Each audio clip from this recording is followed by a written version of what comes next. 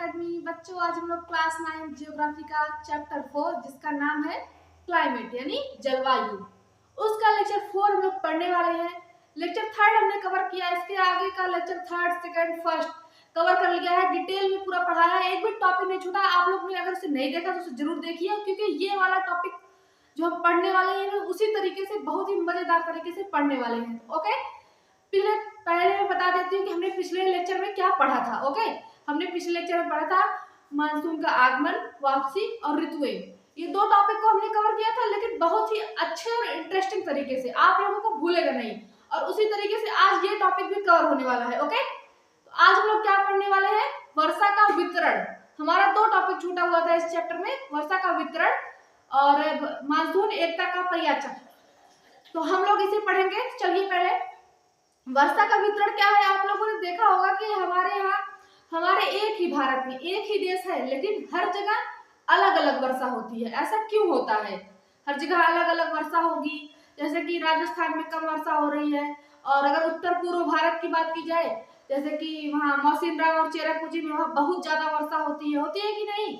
आप लोगों को पता होगा कि भारत सबसे अधिक वर्षा होती है मौसिनराम और चेरापूंजी में, और वही उसी जगह पे राजस्थान में देखा जाए तो बहुत कम वर्षा होती है। गुजरात और यहाँ पंजाब हरियाणा के क्षेत्रों में तभी कम होती है उसकी अपेक्षा में, है कि नहीं?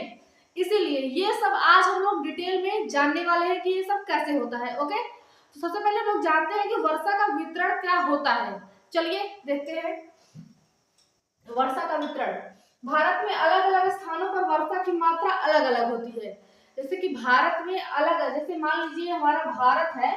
ओके, ये अभी ये मान लो भारत का मैप नहीं है, अगर एक मिनट मान लिया जाए कि ये हमारा भारत है, तो भारत में अलग अलग जगहों पर मान लीजिए कि यहाँ पे ये वाला जो क्षेत्र है यहाँ पे बहुत ज्यादा वर्षा हो रही है। ओके, और यहाँ पे बहुत कम वर्षा हो रही है।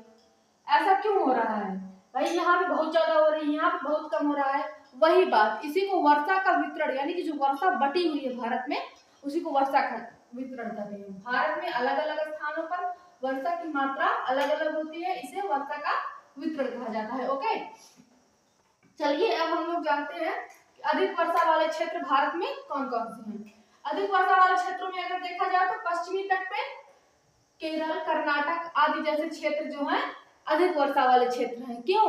क्योंकि जब यहाँ से अरब सागर से जो मानसूनी हवाएं आती हैं, तो मैंने पिछले लेक्चर में आप लोगों को पढ़ाया था, सबसे पहले कहाँ आती हैं? केरल के तट पे आती है ना, सबसे पहले केरल पहुंचती है।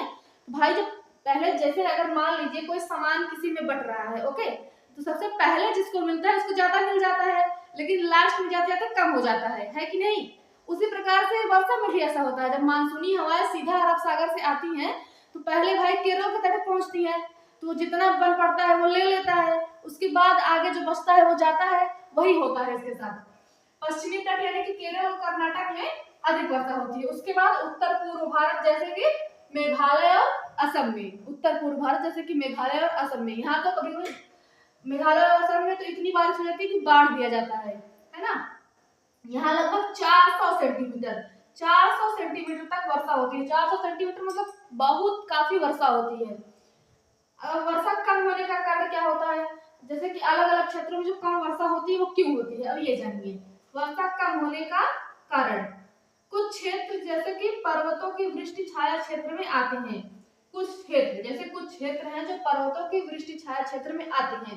अब वृष्टि छाया क्षेत्र क्या है ये पहले समझ लीजिए। देखिए, जैसे मान लीजिए, ये देखिए, जैसे मान लीजिए कि हमारे पास ये घर है। ओके, ये एक घर है, ये राम का घर है। ओके, और इधर हमारा एक माउंटेन है बीच में, और उसके बगल में, उसके इधर साइड उसका फ्रेंड श्याम रहता है, ठीक? लेकिन राम है वो श्याम से कहता है कि मेरे यहाँ तो बहुत वर्षा होती है, और श्याम कहता है कि मेरे यहाँ तो बहुत कम वर्षा होती है। भाई ऐसा क्यों? क्योंकि देखो, अगर मानसूनी हवाएं इधर से चल रही हैं, इसका मतलब है कि पहले राम के घर पे पहुंचेंगी। तो मैंने क्या बताया, जिसके पास पहले जाएगा वो ज्यादा ले लेगा। हाँ, जैसे घर में प्रसाद वगैरह बढ़ता रहता है, तो जैसे जो पहले पहुंच जाता है वो जितना हो सके उतना मार देता है, और बेचारा जो लास्ट में पाता है उसके लिए कम हो जाता है। वही चीज यहाँ हो जाती है। यहाँ पे जाते जाते मानसूनी हवाएं कम हो जाती है, इसलिए इधर कम वर्षा होती है, ठीक? क्योंकि मानसूनी हवाएं यहाँ ज्यादा होती है, यहाँ जाएंगी पहाड़ों से टकराएंगी क्योंकि यहाँ जा नहीं पाती है, पहाड़ ऊंचे होते हैं तो मानसूनी हवा को रोक लेते हैं, कम पहुंच पाती है इसलिए कम वर्षा होते हैं। यहीं पे बादल बनाता है और वर्षा हो जाती है, और इधर कम कम पहुंच पाता है इसलिए कम वर्षा होती है। ओके, वृष्टि छाया क्षेत्र समझ में आ गया आप लोगों को। चलिए, कुछ क्षेत्र पर्वतों के वृष्टि छाया क्षेत्र में आते हैं, जैसे कि ये श्याम का घर है वो वृष्टि छाया क्षेत्र में है, इसलिए यहाँ पे कम वर्षा हो रही है। आई होप आप लोगों को समझ में आ गया होगा। अब देखिए, मानसूनी हवाएं वहां तक कम पहुंचती है, मैंने अभी जो बताया कि मानसूनी हवाएं वहां तक कम पहुंचती है। उसके बाद कम वर्षा वाले क्षेत्र हमारे भारत में कौन कौन से हैं, अब हमें ये जानना है। ओके, हम लोग ये जान चुके हैं कि वर्षा कम होने का कारण क्या है। अब हमारे भारत में जो कम वर्षा वाले क्षेत्र हैं, ज्यादा वर्षा वाले क्षेत्र तो हम लोग जान चुके हैं कि नहीं। इधर उत्तर पूर्व भारत जैसे कि मेघालय और असम, पश्चिमी तट जैसे कि केरल कर्नाटक में, ये तो ज्यादा वर्षा वाले क्षेत्र थे। अब कम वर्षा वाले क्षेत्र कौन से हैं वो जानना है हमें, ठीक। चलिए, कम वर्षा वाले क्षेत्र जैसे कि पश्चिमी राजस्थान, जो भारत का हमारा जो पश्चिमी एरिया है राजस्थान वाला, उत्तर पश्चिम मेरे राजस्थान है ना, आप लोगों ने देखा होगा कि वहां पे डिजर्ट भी है, वहां बहुत कम वर्षा होती है क्योंकि इसलिए। उसके बाद पंजाब, हरियाणा, गुजरात के कुछ भाग, क्योंकि मानसूनी हवाएं जब उठती हैं तो सबसे पहले केरल तट के पास जाती है, तो वहां से जाते जाते जाते जाते जब तक पंजाब, हरियाणा, गुजरात यहाँ तक पहुंचती है तो कम हो जाती है हवाएं, इसलिए इधर कम वर्षा हो पाती है। ओके, यहाँ 60 सेंटीमीटर से भी कम वर्षा होती है, यहाँ 60 सेंटीमीटर से भी कम वर्षा होती है। सोचिए, कहीं 400 सेंटीमीटर वर्षा हो रही है और कहीं 60 सेंटीमीटर, फर्क ही नहीं है, बहुत फर्क है भाई। वर्षा की अनियमितता क्या है, हर साल वर्षा समान नहीं होती है, कहीं बाढ़ आ जाती है तो कहीं सूखा पड़ जाता है। मतलब वर्षा अब हमारे अपने यहाँ मतलब कि नॉर्मल एरिया में देखो जहाँ पे वर्षा मतलब उतना ज्यादा भी नहीं होती है, लेकिन कभी कभी ऐसा होता है कि बहुत ज्यादा वर्षा हो जाती है, जो मतलब अनाज उगाया गया रहता है वो सब खराब हो जाता है। तो वही बात, हर साल वर्षा समान नहीं होती है, कभी ज्यादा हो जाती है तो कभी कम, कहीं बाढ़ आ जाएगी तो कहीं सूखा पड़ जाएगा। ये हो गया हमारा वर्षा का वितरण। ओके, अब हम लोग अपने अगले टॉपिक की तरफ चलेंगे, तो चलिए पहले आप लोग इसका स्क्रीनशॉट ले लीजिए।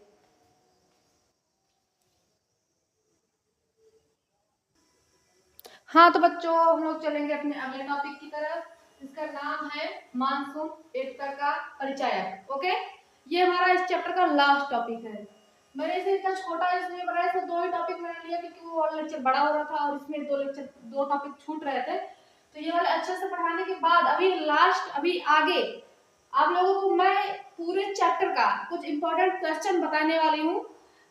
उससे बाहर का मतलब अगर आपको वो क्वेश्चंस आते रहेंगे, अगर आपने ये चैप्टर अच्छे से पढ़ा होगा तो आई होप आप वो सभी क्वेश्चंस कर पाएंगे, और उससे ज्यादा कुछ है भी नहीं इस चैप्टर में। ओके, तो लास्ट तक वीडियो को जरूर देखें। चलिए पहले हम लोग इसको पढ़ते हैं, मानसून एकता का परिचय कैसे है, आखिर में मानसून करता क्या है। मानसून पूरे भारत को एक सूत्र में जोड़ता है, सभी लोग मानसून का इंतजार करते हैं। उत्तर से दक्षिण और पश्चिम से पूर्व तक मानसून का प्रभाव दिखाई देता है। इसका क्या मतलब हुआ, मानसून आप लोगों ने देखा होगा कि जब वर्षा आती है तो भाई एक अलग ही मतलब खुशी रहती है लोगों के अंदर। किसानों के लिए अलग से किसानों के लिए भाई उनका धान की खेती करना है तो उसको लिए वो जरई वगैरह डालना रहता है, तो उसमें भी उनको फायदेमंद हो जाता है अगर वर्षा हो जाती है तो। बच्चों का तो अलग से ही आम पकने लगते हैं, और वर्षा होने से जैसे मौसम भी ठंडे हो जाते हैं, मतलब बहुत ज्यादा अच्छा रहता है, पूरे देश में खुशहाली आ जाती है एक हिसाब से कहा जाए मानसून की वजह से। इसीलिए मानसून को एकता का परिचायक कहा गया है। क्यों? क्योंकि ये सबको एक सूत्र में जोड़ता है, उत्तर से दक्षिण तक, पश्चिम से पूर्व तक। भाई आप लोग मानसून का क्या प्रभाव है वो तो देख ही रहे हैं, कहीं ज्यादा वर्षा हो रही है, कहीं कम वर्षा हो रही है, कहीं मीडियम में हो रही है, कहीं वर्षा की वजह से इतना अच्छा माहौल बन जा रहा है कि कुछ कहा ही नहीं जा सकता है कि नहीं। इसलिए मानसून बहुत ही ज्यादा फायदेमंद है और बहुत ही अच्छा भी है और बहुत खराब भी है। आई होप आप लोग समझ गए होंगे। चलिए, इसका खेतों पे क्या प्रभाव पड़ता है भाई मानसून का। वही मैंने जैसे बताया, भारत की खेती जो है मानसून पर निर्भर है, क्योंकि हमारे यहाँ मतलब भारत में जैसे अब जो लोग थोड़ा अमीर हैं या फिर जैसे जिनके पास पैसे हैं तो वो लोग अपना ट्यूबवेल वगैरह का, या तो आजकल पेट्रोल डीजल वगैरह कितने महंगे हो गए हैं कि मतलब वो इंजन वगैरह में डाल के चलाना पड़ता है ऐसे, तो उसमें पैसे लगते हैं भाई। लेकिन अगर मानसून वर्षा अगर टाइम पे आ गई तो उनकी खेती के लिए भी सुटेबल हो जाता है। इस वजह से अगर देखा जाए तो भारत की खेती के लिए मानसून बहुत ही अच्छा रहता है। मानसून जो है भारत की खेती मानसून पे ही निर्भर रहता है, एक तरह से कहा जाएगा तो। अच्छी वर्षा से फसल अच्छी होती है, क्योंकि भाई अच्छी वर्षा हुई मतलब जितना हमारी फसलों को चाहिए अगर उतनी ही वर्षा हुई तो भाई फसल तो अच्छी होगी ही। लेकिन अगर बहुत ज्यादा वर्षा हो गई, पता लगा कि सब फसल ही बह गई तो खराब हो गया। मानसून इसलिए अच्छा भी है और खराब भी है। लेकिन अधिक वर्षा से फसलें खराब हो जाती है। इसका जीवन पे क्या प्रभाव पड़ता है? त्योहार, खेती, पेड़ पौधे और लोगों का जीवन मानसून खुशहाल बनाता है ना। मानसून में देखो एकदम मतलब खुशी का माहौल रहता है, खेती भी अच्छे से हो जाती है, पेड़ पौधे हरे भरे हो जाते हैं, कितना अच्छा आम वगैरह जो फल रहते हैं सब पकने लगते हैं। एक अलग ही मतलब पूरे वातावरण में एक अलग बदलाव आ जाता है मानसून की वजह से। ये लोगों के जीवन को खुशहाल बना देता है। ओके, तो हमारा ये चैप्टर अब पूरी तरह से टोटली फिनिश हो चुका है। अब हम लोग चलेंगे अपने 7 करोड़ वाले क्वेश्चन की तरफ, क्योंकि वो क्वेश्चन मैं आप लोगों को जो बताने वाली हूँ है तो छोटे छोटे, उनका जवाब जो है 1-2 लाइन में ही है। लेकिन अगर आपको सभी क्वेश्चन आते रहेंगे तो क्लाइमेट चैप्टर में इससे ज्यादा कुछ है भी नहीं। ओके, चलिए पहले आप लोग इसका स्क्रीनशॉट ले लीजिए, उसके बाद हम लोग अपने क्वेश्चन की तरफ आगे बढ़ते हैं। हाँ तो बच्चों, आ चुका है आपके स्क्रीन पे पहला सवाल। ओके, चलिए ये जो क्वेश्चन मैं दे रही हूँ, ये क्वेश्चन समझ लीजिए कि एक बार आपके पूरे चैप्टर का वन शॉट हो रहा है, पूरे चैप्टर का रिवीजन हो रहा है। ओके, पूरे चैप्टर से एक एक क्वेश्चन ढूंढ ढूंढ के लाई हूँ पूरा। अगर आप लोगों ने ये पूरे क्वेश्चन का आंसर आपको पता है तो समझ लीजिए आपका ये क्लाइमेट वाला चैप्टर तैयार है। ओके, चलिए शुरू करते हैं। सबसे पहले जलवायु क्या है? जलवायु क्या है अगर पता हो तो फटाफट आंसर दीजिएगा आप लोग। किसी स्थान के लंबे समय के मौसम की औसत स्थिति को जलवायु कहते हैं। मैंने क्या बताया था? किसी स्थान के लंबे, जैसे कि हमारे भारत में क्या लगातार मौसम कैसा बनता है, अलग अलग ऋतुएं आती रहती हैं, ठंडी गर्मी बरसात, लेकिन वो हमेशा हर साल वही चलती हैं, इसलिए उसको जलवायु कहा गया है। तो वही बात हुई, किसी स्थान के लंबे समय की मौसम के औसत स्थिति को, जो मौसम जो रहेगा लंबे समय का, जो मौसम की औसत स्थिति रहेगी उसी को जलवायु कहा जाएगा। ओके, चलिए मौसम और जलवायु में अंतर क्या है अब ये जान लेते हैं। मौसम क्या है? थोड़े समय के लिए जो वायुमंडल की स्थिति बनती है, जैसे जैसे अभी सुबह में बारिश हो रही है, दोपहर में धूप हो गई, फिर शाम को बारिश होने लगी, जैसे मौसम बदल रहा है ना, क्योंकि थोड़े समय के लिए इसे इसको मौसम कहा जाएगा। अगर ये लंबे समय के लिए रहता है, अगर ऐसा होता रहता हमारे यहाँ हमेशा, जैसे कि अगर हमारे यहाँ सोचिए अगर ऐसा मौसम हो जाता कि एक महीने ठंडी लगती, फिर गर्मी आती, फिर बरसात होता, फिर ठंडी आती, फिर गर्मी आती, फिर बरसात होता, ऐसे अगर लगातार 12 महीना अगर लगातार ऐसा चलता रहता तो उसे जलवायु कह दिया जाएगा। क्यों? क्योंकि ये लंबे समय से चलता चला आ रहा है, हमेशा से ऐसा हो रहा है। लेकिन मौसम का कोई फिक्स नहीं है, वो थोड़े समय के लिए रहेगा, चाहे जब चला जाएगा चाहे जब आएगा। ओके, चलिए मौसम और जलवायु में अंतर हो गया। मौसम थोड़े समय की वायुमंडलीय स्थिति, जलवायु लंबे समय का मौसम की औसत स्थिति। उसके बाद आता है हमारा मानसून। मानसून क्या है?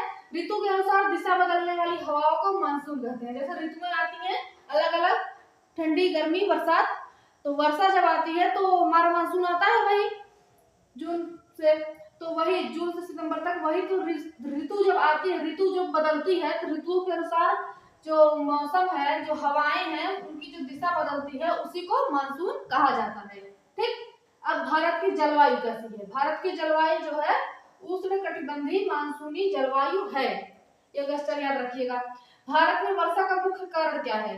उत्तर पश्चिम मानसूनी पवनी। ओके, उत्तर पश्चिम मानसूनी पवनी। फिर दक्षिण पश्चिम मानसून की 2 शाखाएं कौन कौन सी है? मैंने बताया था, तो दक्षिण पश्चिम से मानसूनी पवनी आती है, वो 2 शाखाएं बढ़ती है। कौन कौन सी? एक अरब सागर शाखा, दूसरी बंगाल की खाड़ी शाखा। और फिर भारत में सबसे अधिक एवं कम वर्षा कहाँ होती है? सबसे अधिक कहाँ? मेघालय के मौसिन राम में, और सबसे कम राजस्थान के पश्चिमी क्षेत्रों में। ओके, आई होप आप लोगों को ये सभी क्वेश्चन समझ में आ गए होंगे। अभी हमारे पास और भी क्वेश्चन है, आप लोग इसका स्क्रीनशॉट लीजिए, उसके बाद हम लोग अपने अगले क्वेश्चन की तरफ आगे बढ़ते हैं।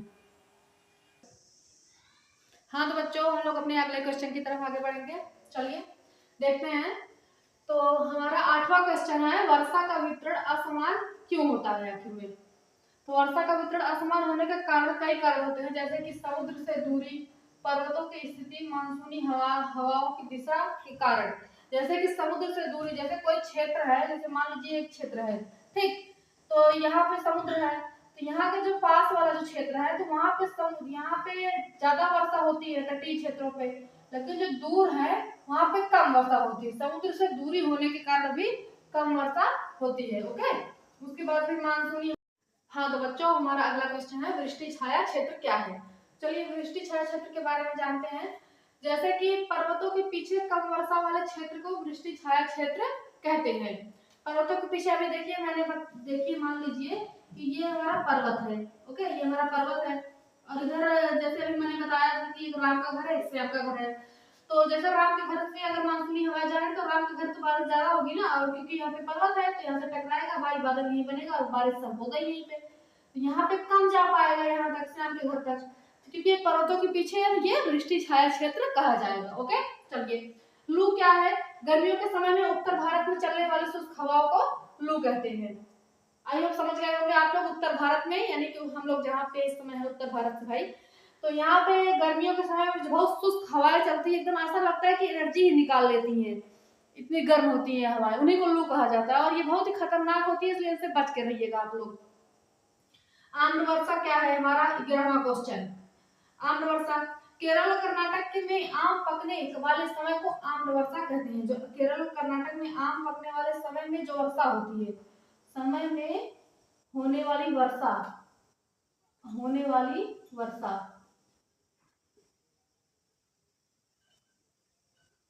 वर्षा जो है आम्र वर्षा कहलाती है। ओके, चलिए उसके बाद काल वैसाखी क्या है। पश्चिम बंगाल और असम में गर्मियों के समय में चलने वाली तेज हवाएं, जो हमारा जो पश्चिम बंगाल और असम है, गर्मियों के समय वहाँ बहुत तेज हवाएं चलती हैं, मतलब ऐसे बिजली चमकती है, बारिश होती है, बहुत घनघोर बारिश होती है, बाढ़ आ जाता है। तो जो ये मतलब प्रकोप टाइप का होता है, एक तरह से स्ट्रॉन्ग होता है, तो इसको मतलब वहाँ पे काल वैसाखी नाम से जाना जाता है। ओके, उसके बाद आता है हमारा मानसून को भारत के एकता का परिचायक क्यों कहा जाता है। ये क्वेश्चन मैंने जो आगे बताया था, क्योंकि मानसून पूरे भारत के लोगों को खेती और त्योहारों को जोड़ता है।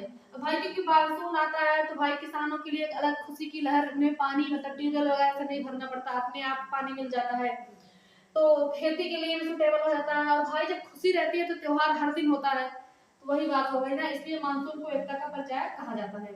अब भारत के जलवायु को प्रभावित करने वाले कारक कौन कौन से हैं। अक्षांश, ऊंचाई, समुद्र से दूरी, पर्वत, वायुदाब और पवन तथा महासागरीय धाराएं। ओके, ये हमारा ओवरऑल क्वेश्चन कंप्लीट हो चुका है, और ये हमारा चैप्टर भी कंप्लीट हो चुका है, लेक्चर भी कंप्लीट हो चुका है, सब कुछ कंप्लीट हो चुका है।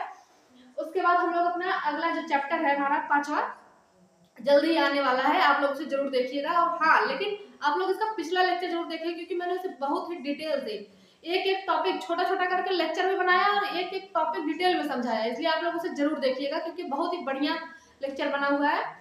और मैं जाने से पहले ये कहना चाहूंगी कि आप हमारे चैनल को सब्सक्राइब करिए, क्योंकि आपको यहाँ पे 9th और 10th का पूरा कंटेंट दिया जाएगा। अभी फिलहाल 9th का हो पा रहा है, लेकिन जल्द ही 10th का भी आने वाला है। ओके, तो चलिए लाइक जरूर करिएगा अगर आपको ये पसंद आया हो तो।